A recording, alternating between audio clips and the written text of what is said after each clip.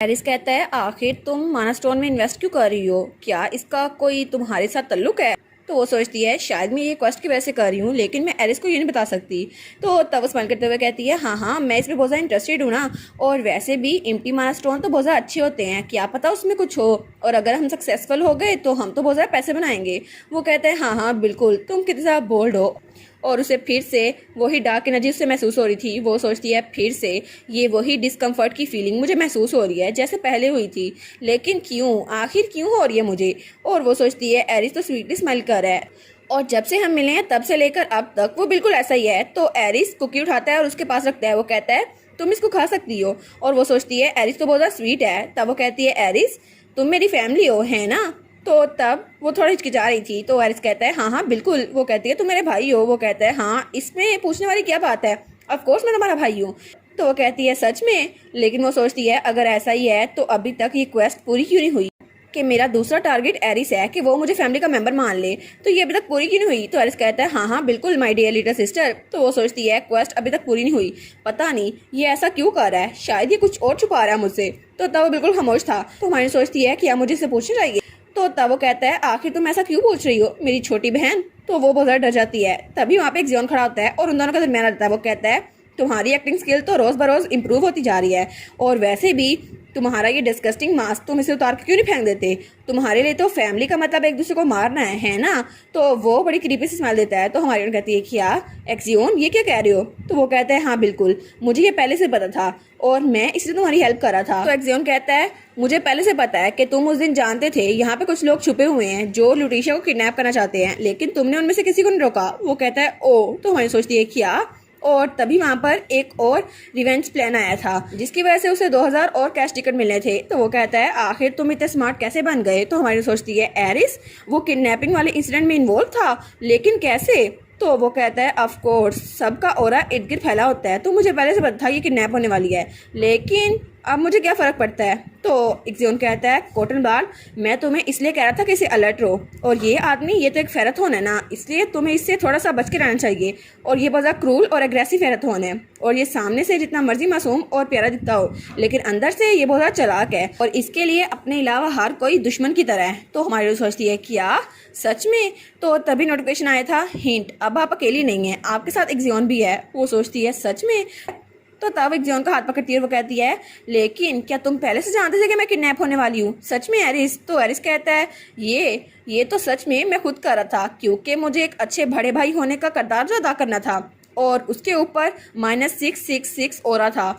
तभी नोटिफिकेशन आती है कि अपने घर को कंट्रोल करना एक्टिवेट हो गया है, और अब अपने क्वेस्ट के टारगेट अफिनिटी को भी देख सकती हैं। वो कहती है फेवरेबिलिटी, और वहाँ पे -666 था। वो सोचती है हैं अब इसका क्या मतलब हुआ। तो वो चिल्ला के कहती है क्या -666 इसकी फेवरेबिलिटी इतनी ज़्यादा कम है, माइनस में चली गई है। तो तब वो चाय डलते हुए कहता है ऑफ कोर्स मुझे पता था उस दिन क्या होने वाला है, लेकिन मैंने उस सिचुएशन को इग्नोर किया क्योंकि मुझे इससे क्या मिलना था।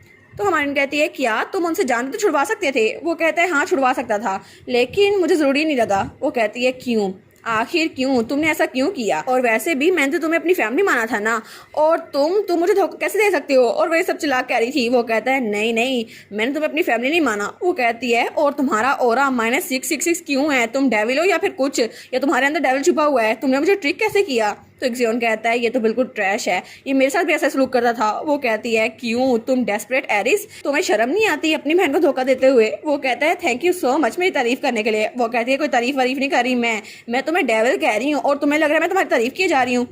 और तब तो वो गुस्से से उसकी तरफ बढ़ रही थी, लेकिन एक्सियोन उसे पकड़ लेता है। वो कहती है तुम फायर फोक्स, तुम तो एम्पायर को तबाह कर दोगे, तुम मल्टी टैलेंटेड ब्यूटी। तो एक्सियोन कहता है बस कर दो, ये कोई इंसल्ट तो नहीं करी ना तुम उसकी। तो तब एक्सियोन ने उसको पकड़ा हुआ था, लेकिन वो बेचारी तो बहुत ज़्यादा थक गई थी।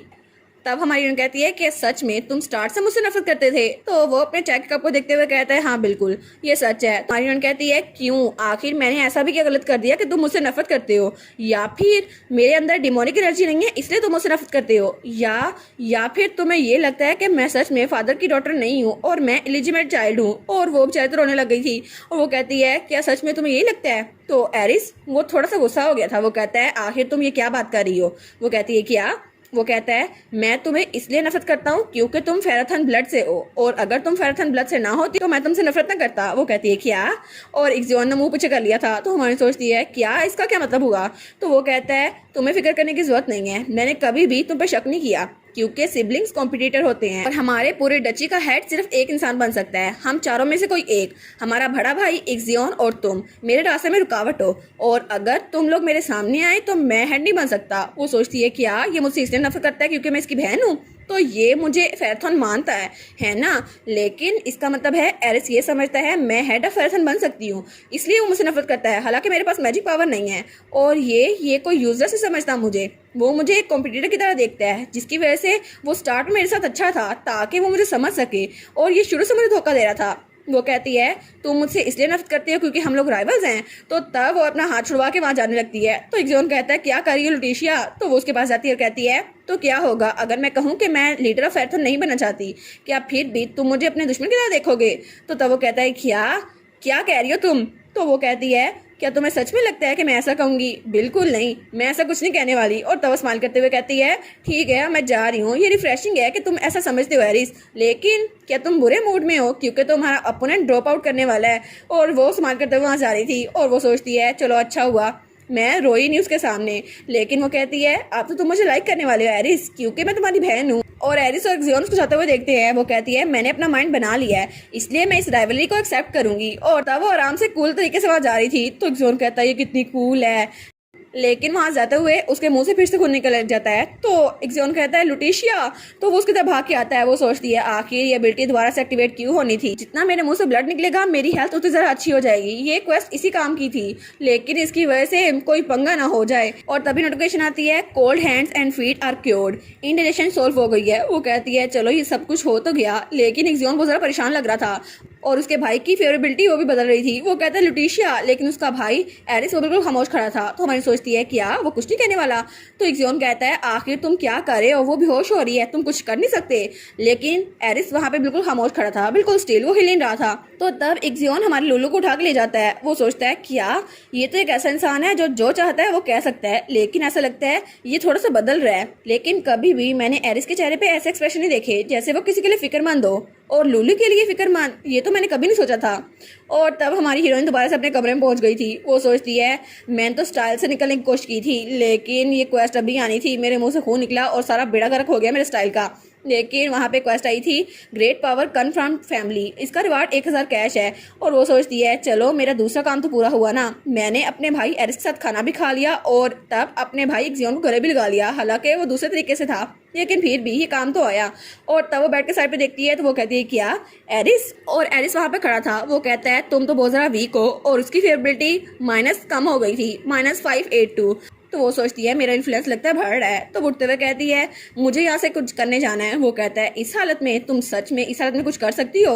वो कहती है हाँ हाँ बिल्कुल। लेकिन वो सोचती है एरिस का चेहरा देख के मुझे रोना आ रहा है, लेकिन मैं उसके सामने रोना नहीं चाहती। तो तब वो कहता है ठीक है तुम्हारे पास मैजिक नहीं है, लेकिन तुम्हें यहाँ पे लेटना चाहिए, थोड़ा सा आराम कर लो। तो तब उसको दोबारा से लिटा देता है। वो कहती है एरिस क्या तुम गुस्सा हो? तो एरिस कहता है नहीं, मैं तुम्हारे साथ कम्पीट नहीं करने वाला, ना कि उसके साथ जिसकी बॉडी भी अच्छे से ठीक नहीं हो सकती, तुम तो अभी 2 मिनट पहले ही बेहोश होकर गिरी थी। वो कहती है नहीं अब मैं पेन में नहीं हूँ, लेकिन मैं बिल्कुल ठीक हूँ। वो कहता है अच्छा तो तुमने माना स्टोन में इन्वेस्ट क्यों किया था? तुम सच में चाहती हो कि वहाँ पे इन्वेस्ट करो, हालांकि तुम्हें कुछ नहीं मिलने वाला? वो कहती है हाँ, लेकिन मैं एक ट्रेटर को पकड़ने वाली हूँ जिसने मेरे अब्यूज में पार्टिसिपेट किया था। वो कहता है एक ट्रेटर? तो वो कहती है हाँ बिल्कुल, क्योंकि जब मेरे लिए स्पोर्ट जा रही थी तो पीछे से यहाँ पे डची में कोई धोखा दे रहा था, उसकी वजह से जो 3 सालों तक वहाँ पे स्पोर्ट जाती रही है उसका हिसाब किताब थोड़ा उलट हो गया है और डैड को अभी पता नहीं चल सका, और मैं उसको पकड़ने वाली हूँ उसके क्राइम्स के लिए। वो उसका हाथ पकड़ता है और कहता है क्या सच में तुम ये करने वाली हो? वो कहती है एरिस। तो तब उसका हाथ छोड़ता है। वो कहता है हाँ ठीक है, फेराथन फैमिली के हम ट्रेटर को अकेला नहीं छोड़ सकते, इसलिए मैं तुम्हारे साथ काम करूंगा और ये अलायंस बिल्कुल टेम्परेरी होगी। वो कहती है सच में तुम मेरी हेल्प करोगे? वो कहता है ठीक है मैं दोबारा से रिपीट करता हूँ, ये टेम्परेरी अलायंस होगी और मैं तुम्हारे लिए नहीं कर रहा। वो कहती है ठीक है तो हम लोग ट्रेटर को खुद से पकड़ेंगे, ठीक है? वो कहता है हाँ ठीक है, लेकिन तुम बहुत ज़्यादा अनोइंग हो। तो वो स्माइल करते हुए कहती है हाँ मैं बहुत ज़्यादा अनोइंग हूँ। लेकिन वो सोचती है आखिर मुझे ऐसा क्यों लग रहा है कि वो मुझसे नफरत करने के लिए खुद को मजबूर कर रहा है, और एरिस वो चाहता नहीं मुझसे नफरत करे, लेकिन फिर से उसकी फेवरेबिलिटी -66 हो गई थी। वो कहती है ये फिर से वही हो गई, आखिर वो मुझसे नफरत क्यों कर रहा है? अभी तक जियोन के साथ मेरे ताल्लुकात ठीक हुए थे और अब एरिस, पता नहीं कितना टाइम लगेगा इसके साथ अपने रिलेशनशिप को ठीक करने में। और तब सीन चेंज होता है और हमें अगले दिन का सीन दिखा रहता है। तो हमारी ह्यून कहती है, फादर क्या सच में आप इन डॉक्टर्स को मारने वाले हैं? और डॉक्टर्स तो बहुत ज़्यादा डरे हुए थे, वो कहते हैं प्लीज़ हमारी जान बख्श दें। तो ड्यूक कहता है बिल्कुल, इन्होंने अपनी रिस्पॉन्सिबिलिटी अच्छे से पूरी नहीं की और तुम्हारा ध्यान नहीं रखा, इसलिए इनको मरना ही होगा। वो कहती है लेकिन मैं तो ठीक हूँ ना। तो डॉक्टर्स बेचारों की जान तो वैसे निकल गई थी। तो वो कहती है देखे ना मैं बिल्कुल ठीक हूँ, और उसको अपने डोले शोले दिखाती है और तब वो डॉक्टरों को आंख मारती है। वो कहती है तुम लोग भी कुछ कहो ना। तो डॉक्टर कहते हैं जी जी बिल्कुल, उनके एग्जामिनेशन रिजल्ट आ चुके हैं और वो तो बहुत ज़्यादा हेल्दी हैं, जब वो बेहोश हुई थी उससे भी ज़्यादा हेल्दी है। तो पीछे वाले कहते हैं हाँ हाँ बिल्कुल। तो हमारी उन्होंने कहती है देखे ना मेरे हाथ और पाँव जब मैं बेहोश हुई थी उससे पहले ठंडे थे और अब ये बिल्कुल भी ठंडे नहीं है। तो ड्यूक उसका हाथ पकड़ता है और तब वो कहती है क्या आप चेक कर रहे हैं? तो तब उसके हैंड पे किस करता है। वो कहता है हाँ बिल्कुल, अब तो तुम्हारी हाथ बिल्कुल भी ठंडे नहीं है मेरी प्यारी बेटी। वो कहती है देखा ना। वो कहता है अच्छा तो तुमने ब्लड वॉमिट किया था, लेकिन इसका मतलब है तुम्हारी बॉडी से टॉक्सिन निकल गए हैं और तुम्हारी हेल्थ अच्छी हो गई है। तो तब वो उसके चेहरे पे पोक करता है। वो कहता है इसलिए तुम मुझे फिक्रमंद ना किया करो ऐसे। वो कहती है जी जी बिल्कुल। और वो सोचती है ये मेरे लिए फिक्रमंद हो रहा था, लेकिन वो कहती है फादर मुझे एक तरह का ब्रेड खाना है जो मैं चाहती हूँ कि मैं खाऊं। वो कहता है क्या, कौन सा ब्रेड है, जल्दी मुझे बताओ, मैं अभी तुम्हें वो ब्रेड लेके देता हूँ। वो कहती है वो ब्रेड तो दुनिया का सबसे अच्छा ब्रेड है। तो तब अपने हाथ खड़े करती है और कहती है ये तो आपांग है। और कोरियन में पांग ब्रेड को और आपा फादर को कहते थे। और लुलू एक तरह से उसे मेस्मराइज कर रही थी। वो कहती है क्योंकि मेरे फेवरेट ब्रेड आप है। तो सब लोग कहते हैं ये किस किस्म का ब्रेड है? तो ड्यूक कहता है क्या? वो कहती है क्या मज़ा नहीं आया या इनको समझ नहीं आई मेरी बात की? तो तभी ड्यूक कहता है तुम लोगों ने सुना नहीं? तो वो कहते हैं जी जी हमने सुन लिया। तो हमारी उन कहती है क्या क्या सुना, अब क्या करने वाले हैं? तो तब ड्यूक कहता है अभी लेके आओ वो, और अपना हाथ बढ़ाता है। तो तभी उसके हाथ में एक बहुत ज़रा मोटी बुक पकड़ाई जाती है। तो वो बहुत ज़रा खतरनाक लग रहे थे। तो ड्यूक वो बुक पकड़ता है। वो सोचती है हैं ये कौन सी बुक है? ये बुक तो सीक्रेट वेपन के तौर पे यूज़ हो सकती है ना, इसको सिर्फ मैजिक के जरिए खोला जा सकता है, क्या इसमें कोई इंपॉर्टेंट चीज़ होगी? वो कहती है आखिर है क्या? तो ड्यूक उसमें बुक खोलता है और वहाँ पे उसने कुछ साइंस बनाए हुए थे अपनी बेटी के लिए, और वहाँ पर लिखा हुआ था मेरी बेटी ने आज मेरी तारीफ की है। और उसने उस स्पेशल बुक को अपनी बेटी की डायरी बना के रख दिया था, जिसमें उसने अच्छी सी यादें संभाल के रखी थी अपनी बेटी की तारीफ की। और इसी के साथ ये वाला पार्ट यहीं पर ख़त्म। तो आप लोग बताइएगा आप लोग को ये पार्ट कैसा लगा, और वीडियो को लाइक और चैनल को सब्सक्राइब लाजमी कीजिएगा। बाकी वीडियोस का लिंक भी स्क्रीन पर नज़र आ रहा होगा, तो काइंडली उनको भी चेकआउट कर ले। और thank you so much for watching my videos. Stay safe, bye bye.